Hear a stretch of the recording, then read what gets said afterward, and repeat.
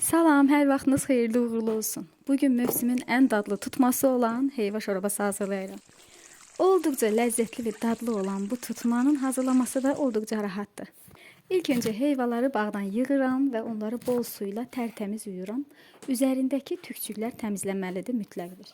Sonra isə heyvanı doğrayaraq dilimlərinə ayırıram. Balona öncə dəfnə yarpağı, sonra isə bizim yerlərin ətirli otu hesab olunan giləmərzə və istiot toxumu ataraq dilimlədiyim heyvanları balona yığıram. Heyva dilimlərini balona tam doldurduqdan sonra üzərinə 1 çay qaşığı dolu duz əlavə edirəm.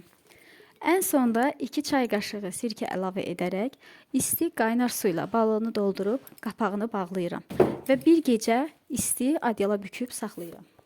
Budur, heyva marinadımız artıq hazırdır. Qışda ürəyiniz istədiyi zaman açıb istifadə edə bilərsiniz. Bu formada reseptlər və kənd həyatı sizə də maraqlıdırsa, səhifəmə abunə olmağı unutmayın. Növbəti postlarda görüşənədək. Hələlik.